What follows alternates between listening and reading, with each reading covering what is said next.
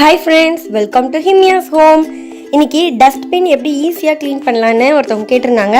So அதுக்காக இந்த video நான் வந்து போஸ்ட் பண்ணுறேன். டஸ்ட்பினில் கவர் வச்சு நிறைய பேர் யூஸ் பண்ணுவாங்க கழுவுறதுக்கு சோம்பேறித்தனப்பட்டு. கவர்ஸ்லாம் நிறைய யூஸ் பண்ணாதீங்க. ஸோ ஸ்ட்ரெயிட்டாகவே குப்பையை போடுங்க, அது ரொம்ப ஈஸியாக க்ளீன் பண்ணிடலாம். இப்போ கவரில் தான் போடணும் அப்படின்ற இதை மட்டும் கவரில் போட்டுக்கலாம். மற்றதெல்லாம் வந்து டஸ்ட்பின்லேயே ஸ்ட்ரெயிட்டாக போட்டுட்டு கொட்டலாம். அது வந்து க்ளீன் பண்ணுறது வந்து ரொம்ப ரொம்ப ஈஸி தான்.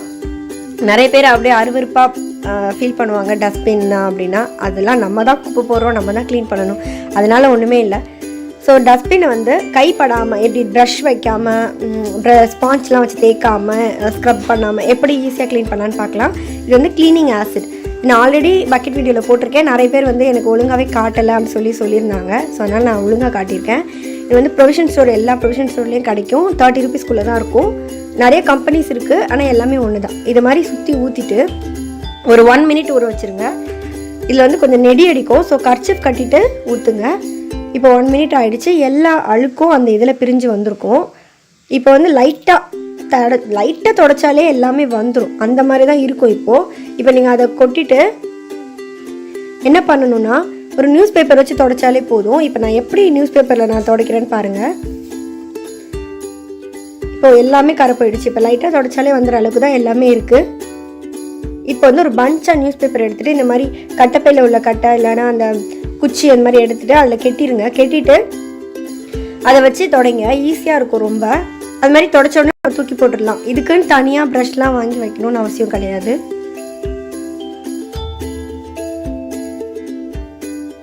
இது வந்து எவ்வளோ கரையாக இருந்தாலும் சரி, உப்பு கரை, உப்பு தண்ணி கரை, அந்த மாதிரி ரொம்ப கரை, வாழைக்காய் கரை அந்த மாதிரிலாம் இருந்தால் கூட இது வந்து ஈஸியாக போயிடும். ஆசிட் ஊற்றுறதுனால இதெல்லாம் உடஞ்சிரும் அப்படிலாம் கிடையாது. இது நான் வாங்கி 3 years ஆகுது. நல்லா தான் இருக்குது. ஆசிட் இருக்கிறதே ஒரு பிளாஸ்டிக் பாட்டிலில் தான். ஸோ ஒன்றுமே ஆகாது. நான் ஆல்ரெடி பக்கெட் வீடியோலையும் சொல்லியிருக்கேன்.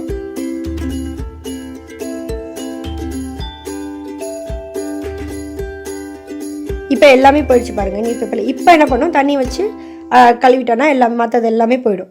இது மாதிரி ஒரு 2 வாட்டி தண்ணி வச்சு கழுவிடுங்க. கழுவிட்டு அந்த எப்போவுமே கண்டிப்பாக டஸ்ட்பினை கழுவினதுக்கப்புறம் நல்ல வெயிலில் வைங்க. மாதத்தில் ஒரு வாட்டியாவது நல்ல வெயில் ஃபுல்லாக படுற மாதிரி மொட்டை மாடியிலையோ இல்லை வெயில் படுற இடத்துலையோ வச்சு எடுத்து வைங்க. அந்த ஸ்மெல் அந்த இதெல்லாம் இருக்காமல் இருக்கும். அப்புறம் டஸ்ட்பின்க்கு எறும்பு நிறைய வராமல் இருக்கிறதுக்கு என்ன பண்ணணும்னா, டஸ்ட்பின் கீழே ஒரு நியூஸ் பேப்பர் அந்த மாதிரி ஏதாவது விரிச்சிட்டு அதுக்கு கீழே நியூஸ் பேப்பர் கீழே வந்து மிளகாத்தூள்லாம் தூவி விட்டுட்டிங்கன்னா எறும்பு வராமல் இருக்கும்.